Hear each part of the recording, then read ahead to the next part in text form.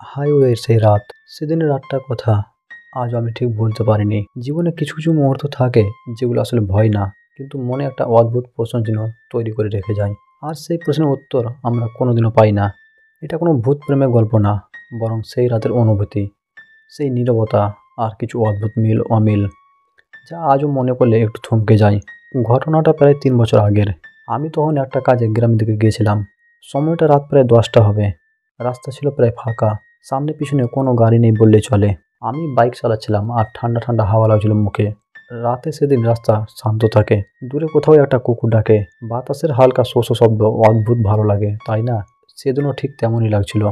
আমি যে হাইওয়ে ধরে ফিরছিলাম, সেই রাস্তার দুপাশে ধান ক্ষেত আর মাঝে মাঝে গাছ। বেশিরভাগ ল্যাম্পপোস্ট বন্ধ ছিল। হেডলাইট ছাড়া আশেপাশে কিছুই স্পষ্ট দেখা যাচ্ছিল না। প্রায় 15 মিনিট চলার পর সামনে দূরে একটা মানুষকে দেখতে পেলাম। একটা পুরুষ, সাদা শার্ট কালো প্যান্ট, রাস্তার একপাশে দাঁড়িয়ে আছে। মনে হলো হয়তো গাড়ি বা কিছু নষ্ট হয়েছে। মানুষ হিসেবে স্বাভাবিক, কেউ কষ্ট থাকলে হেল্প করতে ইচ্ছা হয়। আমি ধীরে ধীরে বাইকের স্পিড কমিয়ে তার পাশে দিয়ে গেলাম। তার মুখটা সেই সময় খুব খেয়াল করে দেখিনি। শুধু একটা জিনিস চোখে পড়েছিল, ওর ডান হাতে একটা ব্যাগ ছিল, যেন অফিস থেকে ফিরছে। আমি ছোট্ট করে মাথা ঝাঁকিয়ে বললাম, ভাই হেল্প লাগবে? লোকটা মাথা নেড়ে না বলল, কিন্তু খুব ধীর অস্বাভাবিক শান্তভাবে। আমি আর ভাবলাম না, বাইক চালিয়ে এগিয়ে গেলাম। তারপরে যেটা হলো সেটা আজও ভাবলে কেমন যেন লাগে। আমি আরও প্রায় 5-6 মিনিট হাইওয়ে ধরে চললাম। চারপাশ নিঃশব্দ, শুধু আমার বাইকের শব্দ আর বাতাসের আওয়াজ। হঠাৎ দূরে একজন মানুষ দাঁড়িয়ে থাকতে দেখলাম। সাদা শার্ট কালো প্যান্ট, একই ভঙ্গি, রাস্তার পাশে দাঁড়িয়ে। আমার মনে হলো, না, এটা কি সেই একই লোক? মাথা নেড়ে ঝেড়ে ফেললাম, নিজেকে বললাম, না না, এত তাড়াতাড়ি কেউ এখানে আসতে পারে না, হয়তো অন্য কেউ হবে। কিন্তু কাছাকাছি যেতেই আমার বুকের ভেতরটা থমথম হয়ে গেল। লোকটার চেহারা হুবহু একই, এমনকি হাতের ব্যাগটাও একই। আমি ভেবেছিলাম হ্যালুসিনেশন, কিন্তু না, লোকটা আমাকে একদম আগের মতো দেখলো। চোখে না ভয় না হাসি, শুধু অদ্ভুত এক খালি দৃষ্টি। আমি থামিনি, এবার গতি সামান্য বাড়িয়ে চলে গেলাম। কিন্তু সেই মুহূর্তে একটা জিনিস লক্ষ্য করলাম, আমার শরীরের ভেতর হালকা শিরশির করা শুরু হয়ে গেছে। এখনো কোনো আতঙ্ক না, কিন্তু একটা প্রশ্ন যেন মাথার ভেতর ঠুকঠুক করছিল। কি দেখলাম আমি? আমি নিজের মনকে বুঝালাম, হাইওয়ে একই ড্রেসে মানুষের দেখা মিলতে পারে। তারপর যা হলো সেটা আমার গলার স্বর পর্যন্ত বদলে দিয়েছিল। আরও প্রায় 10 মিনিট রাস্তা যাওয়ার পর এক জায়গায় রাস্তা দুদিকে ভাগ হয়ে যায়, একটা সোজা আর একটা ডান দিকে মোড় নিয়ে শহরের দিকে। আমি থেকে ভাবছিলাম কোনটা নিলে ভালো হয়। ঠিক সেই সময় হেডলাইনের আলোতে কিছুটা দূরে আমি আবার সেই মানুষটা দেখলাম। এবার রাস্তার দুভাগ হওয়ার ঠিক মাঝখানে একটা ছোট গাছের কাছে দাঁড়িয়ে। এবার তার মুখ পরিষ্কার দেখা গেল। ওর চোখ দুটো অস্বাভাবিকভাবে ক্লান্ত, যেন কোথাও পৌঁছাতে চাইছে কিন্তু পারছে না। চোখের তলায় কালো দাগ, মুখে কোনো অভিব্যক্তি নেই। এবার আমি আর আপনি ঠিক আছেন এটা বলার আগে লোকটা আমার দিকে তাকে খুব ধীরে হাসলো। হাসিটা স্বাভাবিক না, না ভয়ঙ্কর না বন্ধুত্বপূর্ণ, বরং এমন একটা হাসি যেটা দেখে মনে হয় তুমি বুঝবে না, তবুও তুমি যাচ্ছ ভুল পথে। আমি হঠাৎ ভেতর থেকে একটা অদ্ভুত ঠান্ডা অনুভব করলাম। ঘাবড়ে যায়নি, কিন্তু শরীর জমে গেল কয়েক সেকেন্ডের জন্য। আমি বাইক চালু করে সোজা রাস্তার দিকে চলে গেলাম, আর পিছনে তাকানোর সাহস পাইনি।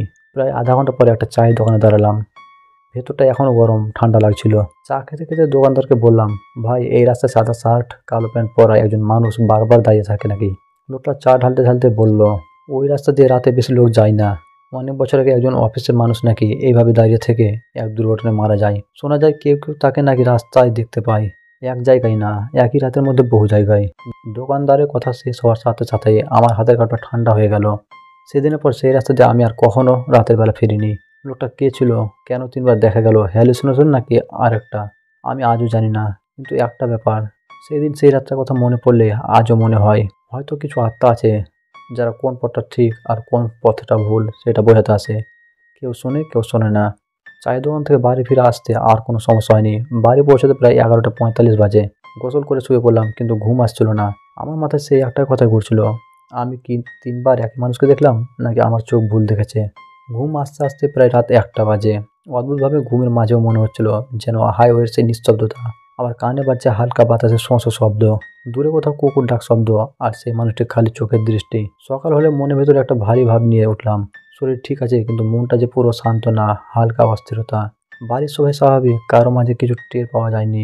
আমি ভেবেছিলাম, থাক, নিজের সাথে ঘটেছে, কারোর সাথে শেয়ার না করে ভালো, হাসাহাসি করবে। কিন্তু যতক্ষণ চুপ করে থাকলাম মনের অস্থিরতা ততই বাড়তে থাকলো। বিকেলে এক বন্ধু এলো, রাফি। আমার অনেকদিন ধরে বন্ধু, ওকে এমন সব কথা বলা যায়। ওকে সব খুলে বললাম। রাফি প্রথমে হেসে বলল, তোকে চশমা লাগবে, নিশ্চয়ই 3জন আলাদা মানুষ ছিল। রাতের রাস্তা, মনে ভুল হয়।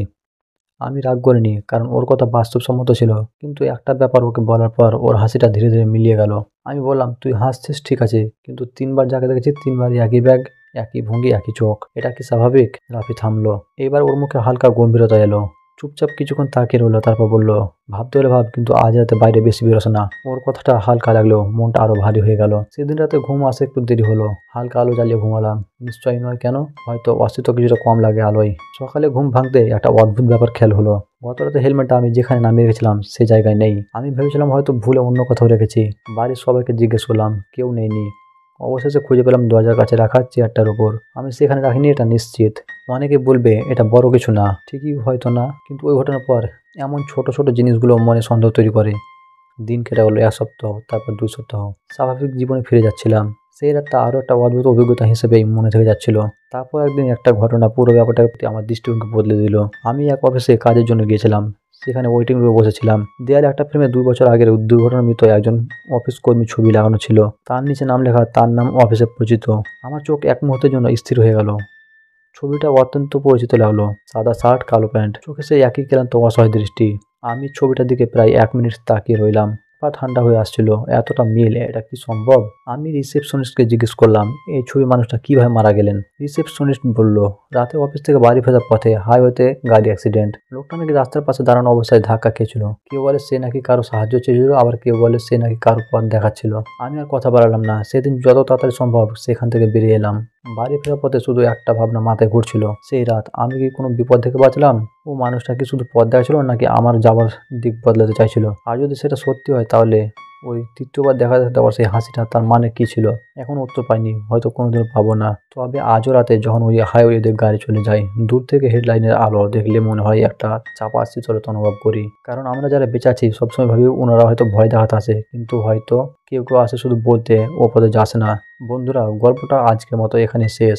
গল্পটা ভালো লাগলে চ্যানেলটিকে সাবস্ক্রাইব করবেন এবং লাইক, কমেন্ট, শেয়ার করে পাশে থাকবেন। ধন্যবাদ।